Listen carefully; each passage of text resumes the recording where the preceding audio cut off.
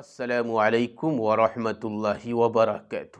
آج اگر انسان اپنی بات کرے، یعنی اگر انسان اپنے معاشرے کی بات کرے اور اپنی زندگیوں کی طرف دیکھے تو ہماری اکثر و بیشتر زندگی گناہوں کے اندر ڈوب کر گزر رہی ہے۔ ہم اپنی آنکھیں کھولتے ہیں تو گناہ کرتے ہیں، اپنے کانوں سے ہم گناہ کرتے ہیں، اپنے ہاتھوں سے گناہ کرتے ہیں، اپنے پاؤں سے گناہ کرتے ہیں۔ یعنی یہ سمجھیے کہ ہماری زندگی کا اکثر حصہ گناہوں کے اندر ملوث ہو کر گزر رہا ہے۔ اللہ تبارک و تعالی ہم سب کی حفاظت فرمائے۔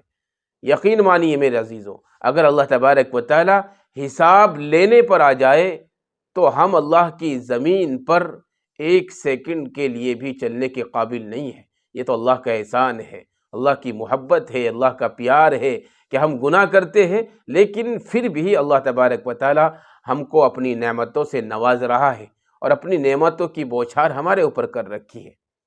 میں آپ کو بتاتا چلوں کہ گناہوں کے اندر 4 گناہ، کتنے؟ 4 گناہ ایسے ہیں کہ جب انسان ان گناہوں کو کرتا ہے تو جو ایمان ہے انسان کے پاس، ایمان والے کے پاس جو ایمان ہے، تو ان گناہوں کی وجہ سے ایمان اس کے دل سے نکل جاتا ہے، اس کی زندگی سے نکل جاتا ہے۔ وہ 4 گناہ کون سے ہیں؟ یہ 4 گناہ ایسے ہیں جن کے اندر اکثر و بیشتر عوام مبتلا ہے اور ملوث ہے، اور اس طرح ان گناہوں کو کر رہی ہے جیسے کہ گناہ ہی نہیں ہے، اور یہ گناہ اتنے عام ہمارے معاشرے کے اندر ہو گئے ہیں کہ اللہ ہم سب کی حفاظت فرمائے۔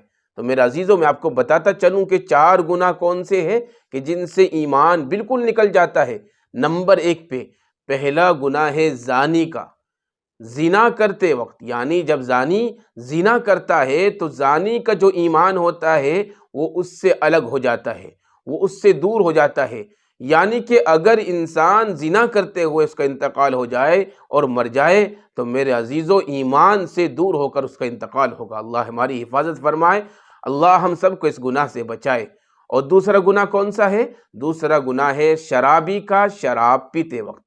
آج ہم بڑے دھڑلے کے ساتھ شراب پی رہے ہیں، آج ہم شراب پیتے ہیں تو ہمیں گناہ ہی نہیں لگتا۔ تو میرے عزیزوں، جب شرابی شراب پیتا ہے، اتنا بڑا گناہ ہے، اتنا خطرناک گناہ ہے کہ شراب پینے کی وجہ سے شرابی کا ایمان اس کے دل سے، اس کی زندگی سے نکل کر ایک طرف چلا جاتا ہے۔ اور تیسرا گناہ کون سا ہے؟ تیسرا گناہ ہے چوری کا۔ یعنی جب چور چوری کرتا ہے، چوری کرتے وقت اس کا ایمان اس کے دل سے نکل جاتا ہے، اس کی زندگی سے نکل جاتا ہے۔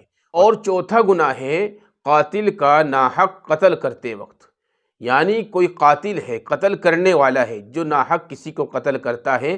جب ناحق کوئی انسان کسی کو قتل کرتا ہے، بغیر جرم کے قتل کرتا ہے، تو جب ناحق قاتل جو قتل کرنے والا ہے بغیر جرم کے اور ناحق کسی کو قتل کرتا ہے، تو اس وقت اس کا ایمان، یعنی قاتل کا ایمان اس کے دل سے، اس کی زندگی سے نکل کر کھڑا ہو جاتا ہے۔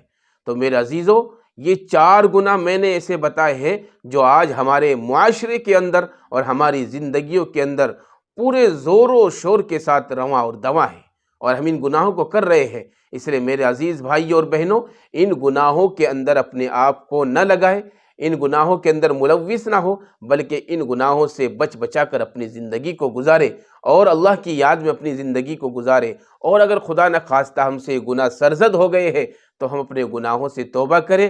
توبہ کا دروازہ کھلا ہوا ہے، اور جب تک توبہ کا دروازہ کھلا رہے گا ہماری توبہ قبول ہو جائے گی انشاءاللہ۔ اس لیے گناہ کرنے کے بعد گھبرائیں نہ، بلکہ اپنے اللہ کے دربار میں آئیں اور اپنے اللہ سے گڑ گڑائیں اور اپنے اللہ سے اپنے گناہوں کی توبہ اور معافی مانگے، تاکہ کل قیامت کے دن ہم سرخ رو ہو جائے، ہم کامیاب ہو جائے، اور اللہ تبارک و تعالی ہمیں دونوں جہاں میں کامیابی عطا فرما دے۔